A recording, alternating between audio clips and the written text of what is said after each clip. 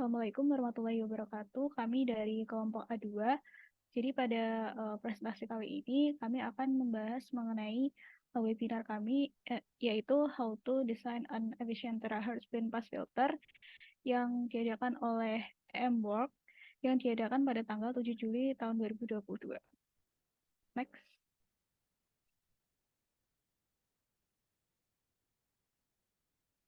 Anggota dari kelompok kami adalah saya sendiri, Sari Ambarwati dengan NIM akhir 015, lalu ada Egi Fitra Ramadhani dengan NIM akhir 016, dan Siti Sri Wahyuni dengan NIM akhir 022. Yang pembahasan untuk yang pertama yaitu filter analog. Jadi filter analog ini adalah filter yang memproses atau melewatkan sinyal analog yang continuous. Filter analog biasanya berupa rangkaian yang dapat terdiri dari komponen RLC. Filter ini bekerja pada sinyal analog yang continuous terhadap waktu. Nah, berdasarkan daerah frekuensi yang dilewatkan, filter analog dibagi menjadi maksud saya 4, yaitu ada LPF atau low pass filter, lalu ada band pass filter, lalu ada high pass filter, dan band stop filter atau band reject filter. Lalu berdasarkan bentuk respon frekuensi terhadap gain, ada filter Bessel, ada filter Cover atau elliptic, lalu ada filter Butterwood, dan ada filter Chebyshev. Next.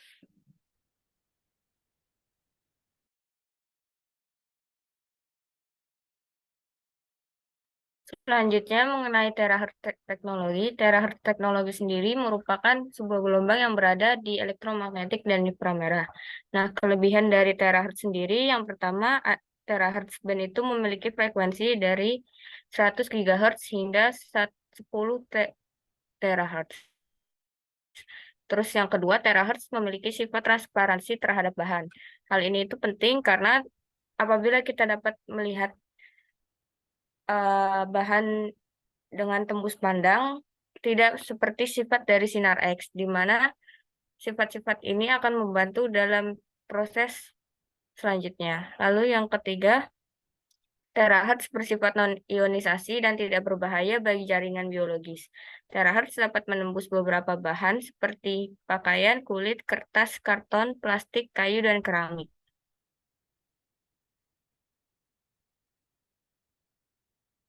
Selain itu, terahertz juga memiliki keuntungan yaitu memiliki resolusi spasial yang baik.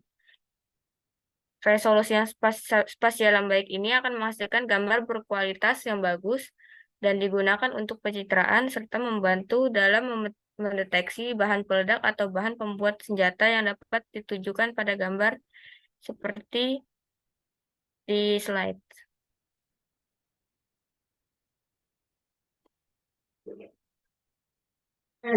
Nah, kemudian adalah tantangan atau hambatan dari terahertz teknologi. Yang pertama adalah redaman atmosfer. Nah, ini tidak dapat dihindari karena ketika gelombang perangkat di udara, gelombang tersebut diserap oleh molekul air dan oksigen. Kemudian karena redaman atmosfer tadi juga mempengaruhi dari radius gelombang ini, sehingga radius yang dihasilkan menjadi sempit. Kemudian tidak dapat menembus seperti beton, besi, dan air. Kemudian selanjutnya tidak bisa dihasilkan secara efisien oleh sumber aktif atau gelombang mikro. Dan yang terakhir, sistemnya mahal dan cukup rumit. Kemudian aplikasi dari terahertz teknologi. Yang pertama ada untuk komunikasi 6G, kemudian deteksi kanker dini, scan benda yang ada di kotak atau di dalam amplop, kemudian pemeriksaan makanan, astronomi, sidik jari. Pada gambar itu ada contohnya pemeriksaan pada kotak dan pemeriksaan makanan. Nah, kemudian tantangan atau hambatan dari desain filter. Nah, faktor-faktor yang mempengaruhi dari performa filter adalah sensitivitas pada variasi dimensi fisik yang kecil. Kemudian konduktivitas elektrik, kekasaran permukaan terhadap kedalaman kulit dari filter, kemudian mudah panas. Nah, filter yang pertama ada low pass filter. Filter ini memiliki dimensi 0,72 mm kali 0,05 mm kali 0,02 mm. Dan filter ini terbuat dari tembaga. Nah, pada gambar di kiri ini adalah bentuk 3D dari SPP filter, dan di kanan ini adalah intensitas medan elektrik. Nah, ini adalah hasil simulasi dari filter yang menggunakan material yang berbeda. Pada biru ini menggunakan tembaga koper, dan yang kuning menggunakan emas. Pada tembaga ini memiliki cut off sekitar 1.200.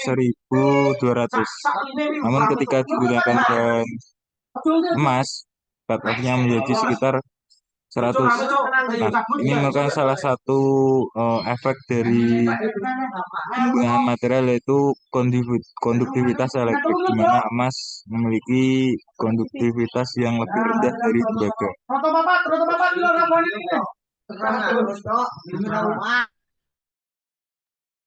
Selanjutnya adalah bandpass filter. Bandpass filter sendiri merupakan sebuah rangkaian filter yang memberikan output yang tetap jika frekuensi input berada dalam range frekuensi kerja dari filter atau di antara frekuensi cutoff atas dan frekuensi cutoff bawah. Untuk respon dari bandpass filter sendiri dapat dilihat pada gambar. Lalu bandpass filter tersusun dari high pass filter yang diserikan dengan low pass filter. Untuk desain filternya yaitu mempunyai dimensi 3,37 mm kali 0,5 mm kali 0,2 mm dengan material adalah gold. Selanjutnya. Berikut untuk respon dari bandpass filter sendiri. Untuk pada grafik sebelah kiri merupakan grafik dari insertion dan return rules dari filter, di mana filter memiliki bandwidth yang lebar hampir 120 GHz dan bandpass-nya yaitu dari 180 GHz hingga 300 GHz.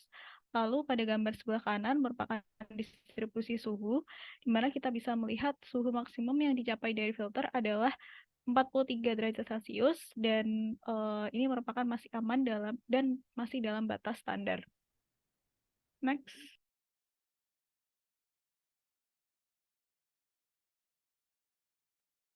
Selanjutnya dari webinar ada live demonstration untuk mengetahui hasil dari pencitraan. Nah, di sini menggunakan aplikasi yang bernama SolidWorks yang di dalamnya terdapat HFWorks. HFWorks ini memiliki 4 jenis macam dengan berbagai macam parameter. Di sini demonstran melakukan demonstrasi untuk menghitung berdasarkan surface roughness. Dapat dilihat perbedaannya di sini dari kurva yang ditampilkan. Surface roughness untuk 5 mikrometer, untuk 0,5 dan tanpa adanya surface roughness. Next.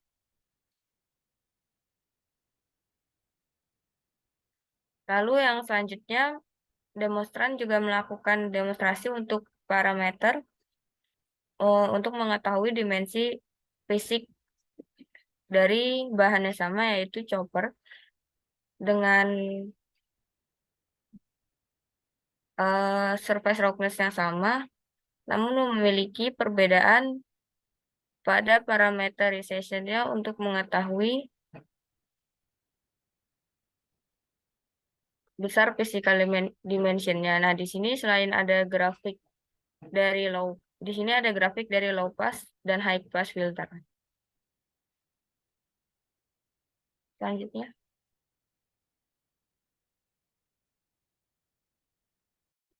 Jadi kesimpulan yang dapat kita ambil yaitu memilih konduktor yang tepat seperti emas dan tembaga dapat membantu mengurangi kerugian selama fungsi filter. Lalu filter terahertz sangat sensitif terhadap perubahan kecil pada dimensi fisik, misalnya beberapa mikron saja dapat berpengaruh besar pada filter. Kekasaran permukaan menghasilkan lebih banyak kerugian pada filter karena gelombang berjalan lebih lama dibandingkan dengan permukaan datar selama pengoperasian filter. Selain itu, dapat dilakukan analisis kerusakan filter dengan mempelajari distribusi temperaturnya. Baik, sekian dari presentasi kelompok kami. Ada kurang lebihnya, mohon maaf. Assalamualaikum warahmatullahi wabarakatuh.